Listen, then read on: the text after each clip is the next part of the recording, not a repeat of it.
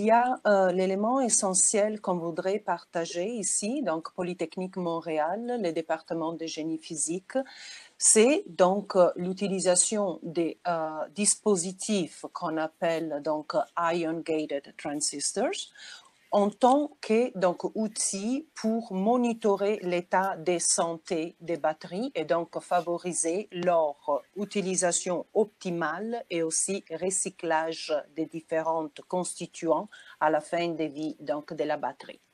Je dirais que j'étais un petit peu étonnée moi-même donc, du fait que donc, je suis titulaire d'une chaire de recherche du Canada en électronique organique durable. Donc, je suis habituée plutôt à attaquer les problèmes de la fin de vie par la biodégradation. Je ne sais pas si dans les participants, donc il y a quelqu'un qui pourrait être intéressé, mais évidemment, donc le contexte est maintenant donc différent. Je signaler donc les collaborations clés dans les contextes que je vais discuter dans les secondes qui vont suivre. Donc, vous l'avez ici dans la première diapo.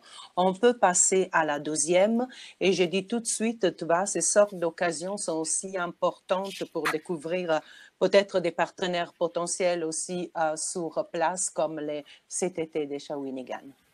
Donc, les types de solutions technologiques qu'on utilise, par exemple, pour monitorer l'état de santé des batteries est donc un transistor ou les diélectriques, ce que normalement est par exemple dans un MOSFET tout à fait conventionnel de l'oxyde de silicium et dans notre cas donc un milieu ionique. Donc ça peut être un liquide ionique, ça peut être un électrolyte, ça peut être un ion gel.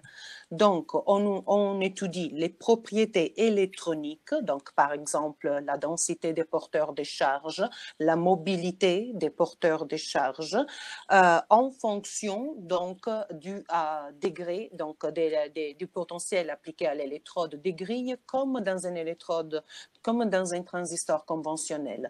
Donc, attention, je prends juste quelques secondes parce que là, nous sommes en train de connecter le monde de l'électronique au monde donc des batteries ou donc des interfaces qui ont transport électronique mais transport ionique aussi. Donc les mêmes matériaux que normalement est utilisé comme matériaux d'électrode dans les batteries, on les prend et on l'utilise comme les matériaux des canaux d'un transistor.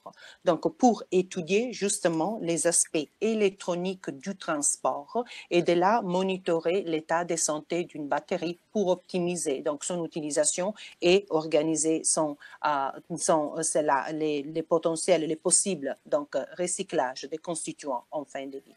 Alors, je dirais qu'on a en soi-même ces transistors qui peuvent être à base de semi-conducteurs organiques. Nous avons étudié beaucoup les oxydes des métaux sont intéressants pour l'électronique flexible et imprimable. Donc, on peut s'en aller à la prochaine diapo et je viens dire que, donc, pas mal, justement, on peut, peut-être Manuel, on peut avancer. Beaucoup de matériaux ont été utilisés organiques, inorganiques, différentes la précédente, s'il vous plaît, organique, inorganique, entre les inorganiques, bien sûr. Donc, la précédente, c'est là. C'est très bien. Donc là, on a des exemples de caractérisation donc, des transistors. Évidemment, on a toutes les facilities pour la microfab, la nanofab ici sur place à Polytechnique Montréal. On est en train de voir ici les caractérisations d'abord électrochimiques, après des types transistors, donc pour les dispositifs. Et on voit une image qui est extraite de la littérature où on commence à voir donc des matériaux, comment dire, étudiés du point de vue électronique, configuration transistor, mais en réalité, donc l'intérêt du matériau est aussi pour le stockage d'énergie électrochimique. OK? Donc, il y a des études qu'on fait, ce sont évidemment des aspects qui sont fondamentaux, mais pour cela, donc, j'ai décidé de dire, donc, nous sommes dans les designs plutôt que dans des autres, donc, volets de l'appel.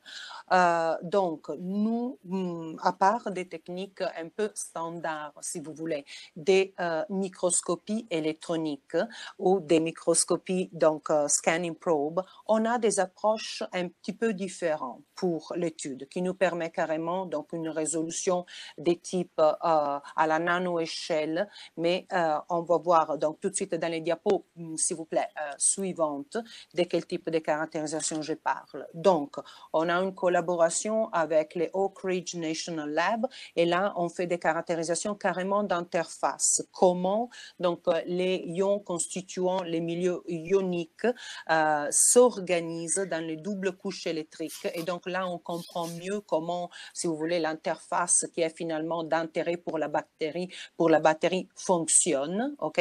Donc, il s'agit de microscopie à force atomique qui est capable de travailler dans des milieux à haute viscosité. Et donc, on peut étudier tout ce qui est donc le ion layering ou bien donc la pénétration des ions dans les matériaux électrodiques à différentes porosités, à différentes morphologies et structures en tout cas. Je tiens beaucoup, toujours pour cet aspect fondamental, mais qui est partie évidemment donc du design, à mentionner le fait que nous sommes en train d'installer à Polytechnique un équipement de type donc XPS pour la reconnaissance chimique, évidemment donc nano-échelle, mais qui a la caractéristique d'être donc in operando, dans le sens qu'on est en train donc de polariser, d'appliquer en tout cas un potentiel électrochimique à notre dispositif. Et là, on est en train de suivre au niveau chimique qu'est-ce qui se passe à notre interface électrifiée. Donc, les concepts que je veux livrer maintenant est celui donc étudier les propriétés électroniques des dispositifs pour le stockage électrochimique en utilisant donc des dispositifs qui sont typiques de l'électronique, comme les transistors. Okay? Donc, des fois, on appelle ces domaines de recherche iontronique, on pense d'être suffisamment compétitifs pour se proposer dans cet appel pour l'étude donc de ces interfaces. Je vois, donc on a une vingtaine de secondes, je pense, en ce moment. Donc, je voudrais juste mentionner que je suis l'investigateur principal d'un projet pan-canadien qui s'appelle Create Sustainable Electronic and Eco Design. Donc, dans les moments du réseautage, je pourrais aussi illustrer ce type de projet. Merci beaucoup pour l'attention. Merci beaucoup.